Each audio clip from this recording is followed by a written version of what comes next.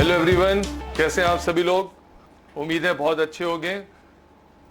हाँ, मैं जानता हूँ इससे पहले वाला जो हमारा लेक्चर था वो था जीडीपी के ऊपर, क्रॉस डोमेस्टिक प्रोडक्ट और 8 रिलेटेड एग्रीगेट्स के अंदर डिफरेंसेस क्या क्या थे। Now in this video I am going to give you a wonderful way of remembering each and every definition without learning. तो आज हमारी वीडियो स्पेशल है, और वो क्यों स्पेशल है? वो इसलिए स्पेशल है क्योंकि आज की वीडियो में जो मैं आपको टेक्निक बता रहा हूं वो शायद आपने कभी नहीं देखी होगी। और दूसरी बात, इस चीज को आप प्लीज मैक्सिमम अपने फ्रेंड्स को भी देना, ताकि ज्यादा से ज्यादा स्टूडेंट्स इसका फायदा उठा सकें। मेरा जो एम है वो है आप लोगों को हेल्प करना और एक एक स्टूडेंट की हेल्प करना। तो चाहे आप मेरे से पढ़ते हो या नहीं पढ़ते हो वो सेकेंडरी है, but the thing is that कि you must have this also for your benefit. तो चलिए टाइम वेस्ट न करते हुए हम लोग आते हैं फटाफट से अपने मेन पॉइंट के ऊपर, ठीक है। तो चलिए मैं स्टार्ट करता हूं। ये आ गया हमारा। सबसे पहले हम लोग देखेंगे यहाँ पर बेसिक कॉन्सेप्ट जो होते थे हमारे, उसके अंदर सबसे पहला होता है हमारा जी फॉर ग्रॉस। ये आप लोगों को पता है सबको। आपको 7 चीजें याद करनी है। जैसे पहली है जी फॉर ग्रॉस, दूसरी है आपकी एन फॉर नेट, यानी एन से नेट होता है। तीसरी है आपकी डी फॉर डोमेस्टिक टेरिटरी, आप देख सकते हो डोमेस्टिक टेरिटरी। फिर नेक्स्ट आपको जो चीज याद रखनी है वो याद रखनी है N, N for normal residents. ध्यान रखना है यहाँ पे 2 एन आएंगे, एक नेट और एक नॉर्मल रेजिडेंट्स के लिए। फिर नेक्स्ट हमारी जो आएगी वो आएगी P, P for final goods and services produced. ये भी हमें रिमेंबर करना है, ये भी हमें याद रखना है। इसके बाद हमें याद रखना है MP, MP stands for market price. इसके बाद हमें याद रखना है FC, FC stands for money value. और नीचे देखो क्या लिखा है, फैक्टर कॉस्ट, ठीक है। अब ये जो फैक्टर कॉस्ट है इसको हम बोलते हैं फैक्टर कॉस्ट जब हम न्यूमेरिकल सॉल्व करते हैं, और मनी वैल्यू बोलते हैं जब हम सॉल्व थ्योरी का आंसर लिखते हैं। तो हमने कौन कौन सी चीजें याद रखनी है एक बार फिर से मैं आप लोगों को दिखा देता हूं। जल्दी से हम लोग देख लेते हैं। सबसे पहले हमने देखा था G for gross, N for net, D for domestic territory, N for normal residents, P for final goods and services, MP for market price और FC for money value। क्योंकि अभी हम थ्योरी का पार्ट कर रहे हैं तो ये याद रखना है। तो हमें जो याद रखना है वो क्या याद रखना है, कैसे। आज की जो वीडियो खास क्यों है, वो इसलिए खास है क्योंकि आपको बेसिक टर्म्स याद करने हैं। And mind you, if you will be able to learn these basic terms, you can write n number of differences and n number of definitions, and that too without learning। जी हाँ, बहुत smartly आज हम लोग एक work करने जा रहे हैं इस वीडियो के थ्रू। सबसे पहली चीज, 7 बेसिक कॉन्सेप्ट जो हमें याद रखने हैं, या 7 बेसिक फंडास जो हमें याद रखने हैं, वो कौन कौन से हैं। G for gross, N for net, D for domestic territory, N for normal residents, P for final goods and services produced, MP for market price and FC for money value theory के लिए, और factor cost numerical के लिए। आप लोग देख सकते हो। एक बार फिर देखना चाहता हूं, एक बार फिर से दिखाता हूं। सबसे पहले जी फॉर ग्रॉस, दूसरे नंबर पे एन फॉर नेट, तीसरे नंबर पर डोमेस्टिक टेरिटरी, चौथे नंबर पे नॉर्मल रेजिडेंट्स, पांचवें नंबर पे final goods and services, sixth is market price, seventh is money value और फैक्टर कॉस्ट। यहां पे अगर आप ध्यान से देखो तो आपको दिखाई देगा जो सबसे इंपॉर्टेंट चीज है वो ये वाला जो एन आ रहा है। लुक एट दिस एन, जो इससे पहले आपको मैं दिखा दूं। यहां पर जो एन आ रहा है ये वाला, ये एन और ये एन, दोनों एन अलग अलग हैं। This N stands for net और ये स्टैंड्स करता है हमारा normal residents. I hope this is clear. अब हम आते हैं 8 रिलेटेड एग्रीगेट्स कौन कौन से हैं जिनकी हमें डेफिनेशंस याद करनी है। नहीं, याद नहीं करनी है, टेक्निक सीखनी है ना, फंडा सीखना है। आज की इस खास वीडियो में क्या खास बात है, तो वो क्या है, वो है हमारा GDP MP, GDP FC, GNP MP, GNP FC, NDP MP, NDP FC, NDP FC के बाद एनएनपी एमपी और एनएनपी एफसी। यहां पे जो आप लोगों को बात ध्यान रखनी है वो ये याद रखनी है कि जो एनएनपी एफसी होता है, यानी हमारा जो एनएनपी एफसी वाला पोर्शन है वो क्या कहलाता है। मैं आपको यहाँ पर एक चीज बताना चाहूंगा बच्चों। सबसे पहली चीज, एक जो आपको बात याद रखनी है वो याद रखनी है कि NDPFC stands for domestic income. NDPFC stand करता है डोमेस्टिक इनकम के लिए।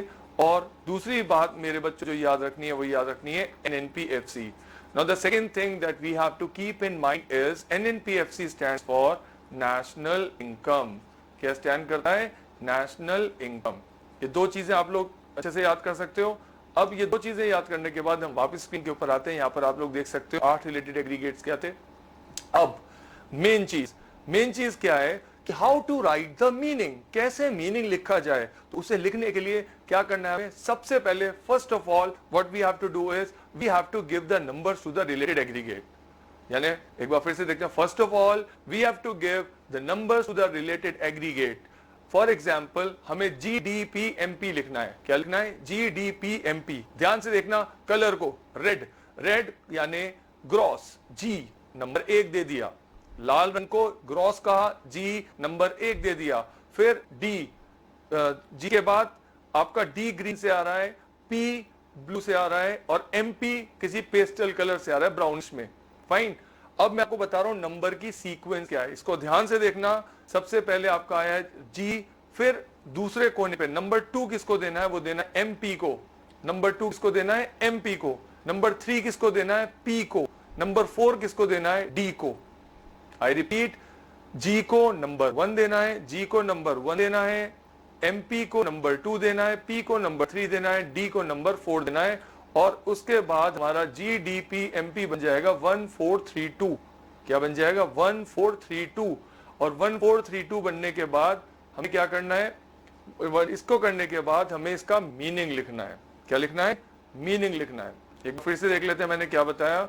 मैंने कहा सबसे पहले यानी first of all give numbers to the related aggregate. For example GDPMP, तो G को दिया 1, MP को दिया 2, P को दिया 3, D को दिया 4, MP को दिया पूरे को 1432। आप देख सकते हो 1432 सीक्वेंस आ रही है। अब आपको मैं बताता हूं मैंने क्या बोला है। मैंने बोला है आपसे कि अगर मेरा रिलेटेड एग्रीगेट है GDP, मेरा रिलेटेड एग्रीगेट है माय रिलेटेड एग्रीगेट है GDP, बोलो GDPMP। मेरा रिलेटेड एग्रीगेट है GDPMP। मुझे इसकी नंबरिंग करनी है। इसको देना है नंबर 1, इसको देना है नंबर 2, इसको देना है नंबर 3 और इसको देना है नंबर 4। सिर्फ इतनी सी बात आपको याद रखनी है कि आपको कैसे नंबरिंग देनी है। ये समझ में आ गई होगी आप लोगों को। फिर से मैं बता देता हूं आप लोगों को। मैंने क्या क्या मैंने बताया कि हमारा अगर GDPMP है तो इसको देना है नंबर 1, इसको देना है नंबर 2, 1 2 3 4, यानी 1 2 का 4 और 4 2 का 1। इस सीरीज में नंबरिंग करनी है 1 2 3 4। तो जब आप 1 2 3 4 ऐसे दे दोगे तो आपकी सिचुएशन क्या बन जाएगी? वो सिचुएशन आपकी कुछ इस तरीके से बन जाएगी, ये जो यहाँ पर आपको दिखाई दे रहा है। अब आपको इसको जो मीनिंग लिखना है वो 1 2 3 4 लिखना है। कैसे लिखोगे आइए देखते हैं। GDPMP था तो GDPMP में नंबर 1 हमने किसको दिया था? नंबर 1 हमने दिया था ग्रॉस को, 1 2 3 4। अब सबसे पहले नंबर हमने किसको दिया है? ग्रॉस। नंबर 2 हमने किसको दिया है? MP को। नंबर 2 किसको दिया है? MP को, तो MP आ जाएगा। नंबर 3 हमने किसको दिया है? Final goods and services produce को। नंबर 3 किसको दिया है? Final goods and services produce को। नंबर 4 किसको दिया है? डोमेस्टिक टेरिटरी को। और एट लास्ट हम इसमें ऐड कर देंगे ड्यूरिंग एन अकाउंटिंग ईयर। ये 4 बातें हम लोगों ने इसके साथ नोट करी। अब हमारी डेफिनेशन क्या बन जाएगी? ध्यान से पढ़ो, ऊपर से पढ़ो, यहाँ स्क्रीन से पढ़ते हैं। It refers to gross market price of all final goods and services produce within the domestic territory of a country during an accounting year. और ये हमारा आंसर तैयार हो गया। I hope this is clear. ये बहुत अच्छा तरीका है। इस तरीके की मदद से आप सारी की सारी डेफिनेशंस लिख सकते हो। चाहे अगर आपको दूसरी कोई डेफिनेशन देखनी हो तो, जैसे GDPFC है तो इसके अंदर भी हम वही करेंगे। सबसे पहले नंबरिंग करेंगे 1 2 3 4। कैसे करेंगे? 1 G को देंगे, 2 FC को देंगे, 3 P को देंगे और 4 D को देंगे। यहाँ पे आप कलर के हिसाब से देख सकते हो, यानी gross, money value, final goods and services produce within the domestic territory of a country during accounting year करके आप इसकी इस तरीके से डेफिनेशन लिख सकते हैं और ये पूरी की पूरी आपकी डेफिनेशन आ जाएगी। मैं आपको इसको एक बार फिर से तरीका समझा देता हूं। ये जो हमारे पास अगर लिखा हुआ है GDPMP पी एफ सी। तो इसको कैसे करना है, जी को आप नंबर 1 देते हो, एफ सी को नंबर 2 देते हो, इसको नंबर 3 और इसको नंबर 4। तो जी का मतलब होता है बच्चों ग्रॉस, बहुत सिंपल वे में बता रहा हूं। एफ सी का मतलब होता है मनी वैल्यू, पी का मतलब होता है final goods and services produced, final goods and services produced. D का मतलब होता है डोमेस्टिक टेरिटरी, डी का क्या मतलब होता है, डोमेस्टिक टेरिटरी। तो अब आपके सामने क्या सिचुएशन आ जाएगी, अब अगर मुझे इसकी डेफिनेशन लिखनी है तो कैसे लिखूंगा, मैं सबसे पहले लिखूंगा 1 2 3 4। अब 1 2 3 4 में 1 क्या है मेरा, 1 है मेरा ग्रॉस, तो यहां से स्टार्ट करूंगा ग्रॉस मनी वैल्यू, यानी it refers to gross money value, ये लिख लिया। अब 3 नंबर कहां पर आ रहा है, 3 नंबर आ रहा है पी पर, money value of all final goods and services, final goods and services produced, final goods and services produced.